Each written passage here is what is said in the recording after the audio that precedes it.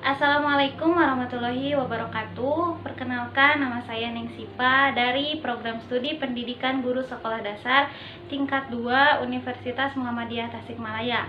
Kali ini saya akan menjelaskan tentang hakikat ipteks dalam peradaban Islam. Video ini ditunjukkan untuk memenuhi salah satu tugas mata kuliah Al-Islam Kemuhammadiyahan.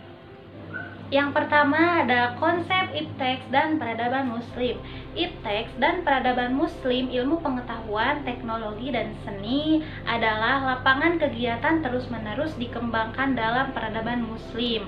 Hal ini dikarenakan penemuan ipteks seperti telekomunikasi, transportasi, informasi, dan lainnya telah memudahkan kehidupan, memberikan kesenangan dan kenikmatan sehingga kebutuhan jasmani tidak sukar lagi penemuannya. Di sisi lain, penguasaan dan pengembangan ipteks tanpa mengaitkan dengan nilai-nilai agama hanya akan menciptakan intelektual yang miskin, eksistensi diri, dan moralitas akhlak yang mulia. Hal ini dibuktikan dari pemanfaatan sains dan teknologi yang cenderung tak terkontrol, sehingga menimbulkan eksploitasi yang luar biasa, baik dari segi fisik biologis maupun dari sisi sosial budaya terhadap kehidupan manusia. Alhasil, eksploitasi dan eksplorasi berlebihan tersebut melahirkan berbagai bencana, baik bencana material maupun moral. Hal ini semata-mata merupakan kelalaian dari manusia itu sendiri. Allah Subhanahu wa Ta'ala selalu mengingatkan kepada manusia dalam firman-Nya yang artinya, dan apa saja musibah yang menimpa kamu maka adalah disebabkan oleh perbuatan tanganmu sendiri, dan Allah memaafkan sebagian besar dari kesalahan-kesalahanmu. Quran Surat Asy-Syura ayat 30. Yang kedua ada hubungan ilmu, agama, dan budaya. Hubungan masalah ilmu, agama, dan budaya akan berkaitan dengan posisi akal dalam sistem ajaran Islam. Dalam ajaran Islam, hampir seluruh perintah dan larangan dalam Al-Quran sesungguhnya selalu disinggung latar belakang akaliyahnya, sehingga dapat diterima oleh manusia. Berikutnya, Al-Quran di banyak tempat juga memberikan posisi khusus perbuatan sadar manusia yang terus berkembang, akhirnya memberikan suatu format kebudayaan.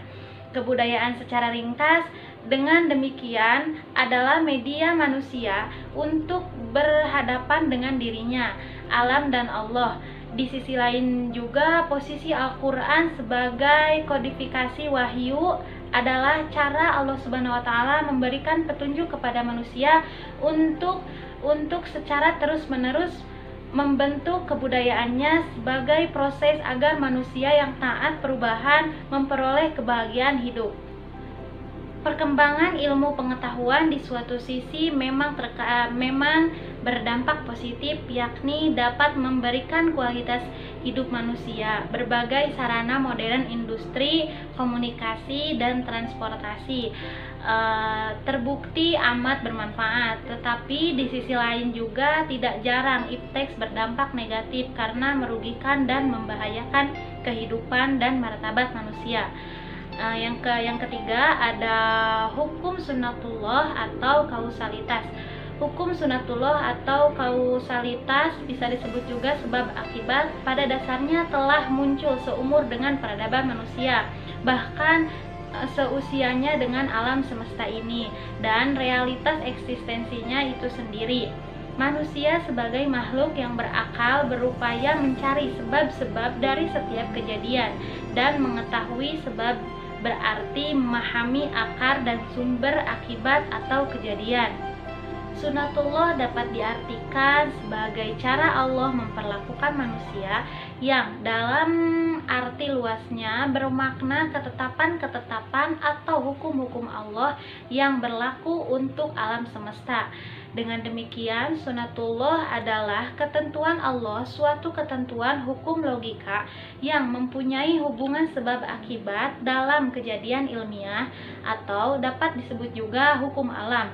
Berdasarkan konsep tersebut, sunatullah merupakan hukum yang ditetapkan oleh Allah yang bersifat fitrah, yakni tetap dan otomatis, untuk mengatur mekanisme alam semesta sehingga dapat menjadi pedoman bagi manusia dalam beribadah kepada Allah Subhanahu wa taala selaku hambanya dan dalam mengelola alam semesta selaku khalifatullah guna mewujudkan maslahat bagi kehidupan manusia dan menghindari maksiat.